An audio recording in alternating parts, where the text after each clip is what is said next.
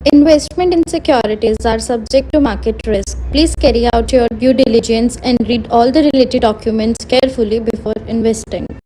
Channel को subscribe करना ना भूलें।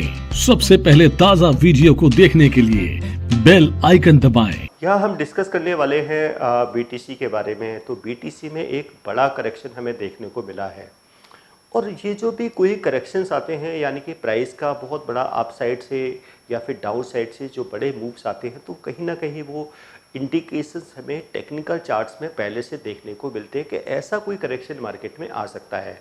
तो उसके लिए हम अपने ट्रेड को मैनेज कर सकते हैं। अगर हमें लग रहा है कि यहाँ से अगर प्राइस जो है अब ऐसा कोई रिवर्सल यहाँ पे मिल रहा है बॉटम से जाने के, तो वहाँ पे हम बाइंग का ट्रेड ले सकते हैं। अगर हमारा कोई टॉप पे है तो वहाँ सेल के ट्रेड्स ले सकते हैं।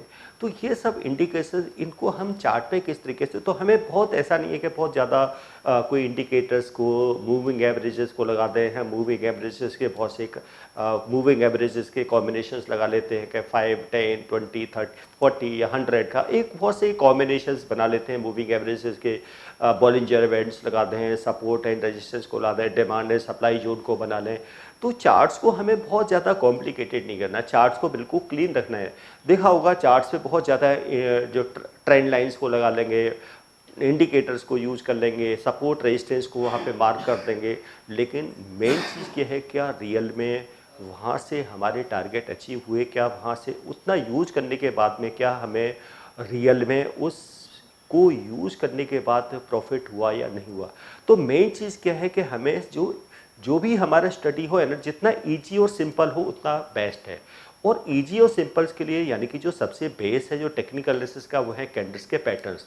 तो अगर हम ओनली कैंडल्स के पैटर्न्स को यूज़ करके और कुछ 1 या 2 इंडिकेटर्स को यूज़ कर लें तो उसके बेस पे भी हम मार्केट में एक परफेक्ट एंट्री और एग्जिट ले सकते हैं, वो चाहे भी कोई भी मार्केट का सेगमेंट हो। तो वो हम टाइम टू टाइम डिस्कस करते रहते हैं। तो आज भी हम वही डिस्कस करने वाले हैं कि जो बीटीसी में जो हमें करेक्शन देखने को मिला, क्या ऐसा कोई इंडिकेशंस मिल रहा था कि ऐसा कोई करेक्शन आ सकता है, तो वहाँ पे हमें क्या कोई एक ट्रेड लेने की कोई अपॉर्चुनिटीज हो सकती, तो बिल्कुल ये अपॉर्चुनिटीज हो सकती थी। तो देख लेते हैं कि यहाँ पर जो हम सबसे पहले क्या है, क्योंकि हमें ऐसा कोई इंडिकेशंस होना है कि उसके लिए हम एक लीडिंग इंडिकेटर्स को हम यूज़ करते हैं, जो पहले भी मैं उस इंडिकेटर्स के बारे में डिस्कस कर चुका हूँ। तो ये इंडिकेटर है यहाँ पे CCI।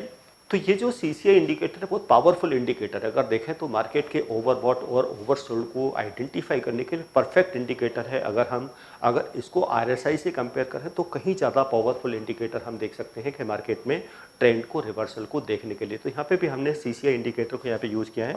तो मैंने यहाँ पे CCI इंडिकेटर को मार्क कर दिया है और उसके बाद हमने फिर से, क्योंकि यहाँ पे हम BTC का एनालिसिस कर रहे हैं, तो यहाँ पर मैंने BTC का चार्ट्स यहाँ पे यूज़ किया है। टाइम फ्रेम मैंने रखा है यहाँ पर डेली का, यानी कि डेली का, क्योंकि हमें नंबर ऑफ ट्रेड्स, यानी कि ऐसा नहीं है कि हम ऐसे कोर्स के बारे में बात करना चाह रही हूँ जिस कोर्स को करने के बाद आपके लिए सारे दरवाजे खुल जाते हैं।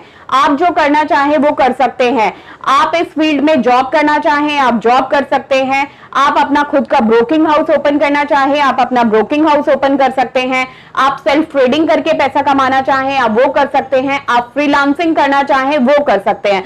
तो दोस्तों, ऐसी चीज आपको कहां मिलेगी जिसके बेसिस पर आप कुछ भी कर सकते हैं और बहुत सारा पैसा अर्न कर सकते हैं। कोर्स का नाम है advance diploma in financial market management. Advance diploma in financial market management जो कोर्स है ये NIFM national institute of financial market का सबसे बेस्ट कोर्स है, क्योंकि जिस भी स्टूडेंट ने ये कोर्स किया है वो आज बहुत ही अच्छे लेवल पर जॉब कर रहा है। Advance diploma in financial market management के कोर्स की ड्यूरेशन है 1 ईयर और 1 ईयर के अंदर हम लोग आपको वो सारी चीजें सिखाते हैं जो चीजें रिक्वायर्ड होती है इस इंडस्ट्री में एंटर करने के लिए।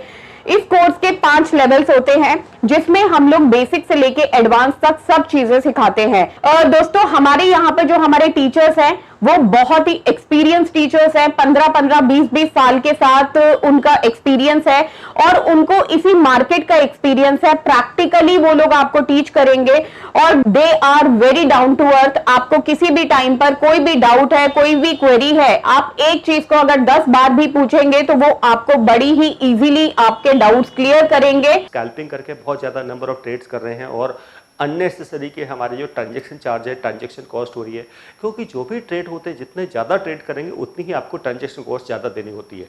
तो क्या ट्रेड क्या हो, यानी कि क्वांटिटी नहीं क्वालिटी ट्रेड होनी चाहिए। यानी कि ऐसा नहीं कि हर 5 मिनट में या 10 मिनट में हम कोई या आधे घंटे में हम कोई ट्रेड करते जा रहे हैं।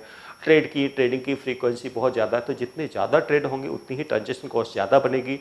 और उसके साथ साथ क्या है, जो क्योंकि ये ट्रांजैक्शन कॉस्ट क्या है, अगर हम प्रॉफिट करते हैं तो ये ट्रांजैक्शन कॉस्ट हमारे प्रॉफिट में से लेस हो जाती है, और अगर लॉस होता है तो ट्रांजैक्शन कॉस्ट लॉस में ऐड हो जाती है।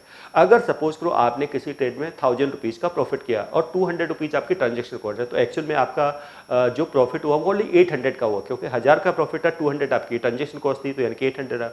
अगर किसी ट्रेड में 1000 रुपये का लॉस हुआ तो 1000 का लॉस नहीं, उसमें 200 की फिर से ट्रांजैक्शन हुआ, तो वो लॉस अब 1000 का ना होके 1200 रुपये का हो गया। यानी कि दोनों में 1000 रुपीज़ का आपने प्रॉफिट किया, 1000 रुपीज़ का लॉस हुआ, लेकिन एक्चुअल में आप नो प्रॉफिट नो लॉस में नहीं है, फिर भी आप 400 रुपीज़ के लॉस में है, क्योंकि 200 रुपीज़ का जो प्रॉफिट था उसमें से 200 रुपीज़ यानी कि ट्रांजैक्शन कॉस्ट लेस हुई है, और जो हमारा लॉस था उसमें ट्रांजैक्शन कॉस्ट यहाँ पर क्या हुई है, ऐड हुई है।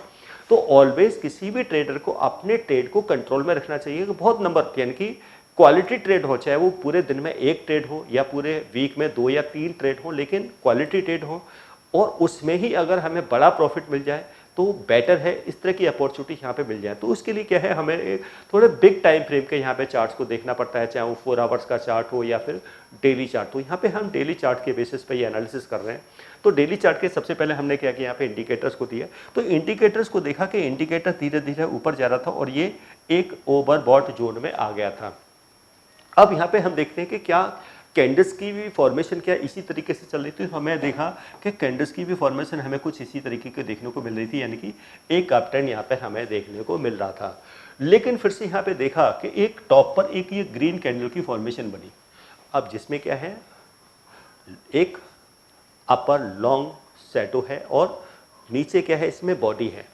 तो यानी कि ये जो फॉर्मेशन होती है, यानी कि जब इस तरह की किसी कैंडल की जो फॉर्मेशन होती है टॉप पर, यानी कि अगर इस तरह की फॉर्मेशन होती है तो इस कैंडल की फॉर्मेशन, अब इसका कलर मैटर नहीं करता, ये कलर ग्रीन हो या फिर रेड हो, किसी भी कलर का हो सकता है, तो इस तरह की कैंडल्स को कहते हैं शूटिंग स्टार। तो ये एक डेली चार्ट में एक शूटिंग स्टार कैंडल की क्या थी, यहाँ पर एक फॉर्मेशन हो रही थी, और एक बिल्कुल इसने हाई यहाँ पर ये बनाया था, और उसके बाद में क्योंकि ये एक इंडिकेशन था एक करेक्शन का, यहाँ पे दिखाई दे रहा था कि प्राइस एक अप ट्रेंड के बाद डेली चार्ट में, और एक बहुत पावरफुल इंडिकेटर है, यानी कि ये बहुत पावरफुल कह सकते हैं कि कैंडल्स का पैटर्न है। अगर हम देखें तो शूटिंग स्टार भी सिंगल कैंडलस्टिक का, तो यहाँ पे शूटिंग स्टार की फॉर्मेशन हुई, टॉप पर हुई, हाई अनब्रेकेबल था और कंफर्मेशन भी होगी।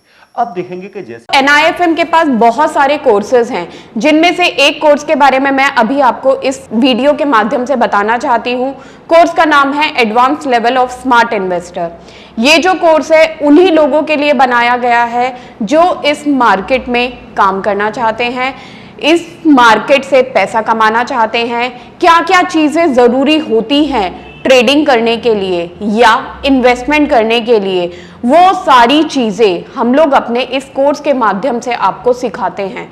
सबसे पहले इस मार्केट में एंटर करने से पहले हमें बेसिक चीजों की नॉलेज होना बहुत जरूरी है, जैसे कि हमें पता होना चाहिए इक्विटी मार्केट क्या है, हमें पता होना चाहिए फ्यूचर एंड ऑप्शन मार्केट क्या है, कमोडिटी मार्केट क्या है, करेंसी मार्केट क्या है, इंडियन मार्केट्स क्या होती हैं, बाहर की मार्केट्स क्या होती हैं, उनमें किस तरीके से काम होता है, कैसे काम होता है, कैसे चीजों को खरीदना है, कैसे बेचना है।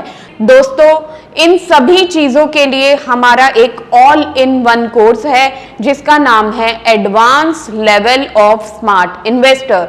Advance level of smart investor के अंदर हम लोग 70% प्रैक्टिकल ट्रेनिंग देते हैं, आप खुद चीजों को प्रैक्टिकली समझ सकें। NIFM की बहुत सारी ब्रांचेस हैं, हमारे जो ट्रेनर्स हैं वो मार्केट के एक्सपर्ट्स हैं जिनके पास 15 से 20 साल का एक्सपीरियंस है। वो सारा का सारा एक्सपीरियंस आपको इस कोर्स के माध्यम से वो अपना शेयर करेंगे। क्या हुआ, और ये एक ट्रेंड लाइन का क्या है, यहाँ पे हमने ट्रेंड लाइन को ड्रॉ किया, तो ये एक अप ट्रेंड लाइन भी थी और ट्रेंड लाइन का भी यहाँ पर क्या हो गया, ब्रेकआउट हो गया। तो यहाँ पे क्या है, ये मैं मार्क कर देता हूँ, ये क्या है, ये है अप ट्रेंड लाइन। तो ये क्या थी, एक अप ट्रेंड लाइन थी।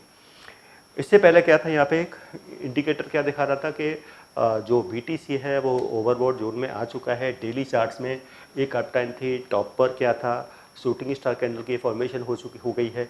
इसके बाद कंफर्मेशन कैंडल भी आ गई और जो एक अप ट्रेंड लाइन था उसका भी ब्रेकआउट होगा। रेड कैंडल ने क्या किया, इसको ब्रेकआउट। तो यहाँ पे भी हमारे पास क्या है, इंडिकेटर की कंफर्मेशन है, क्योंकि वो पहले बता रहा था कि ओवर रिवर्सल आ सकता है। ऊपर क्या है, कैंडल्स का पैटर्न बन गया, कंफर्मेशन बनी और ट्रेंड लाइन का भी ब्रेकआउट हो गया।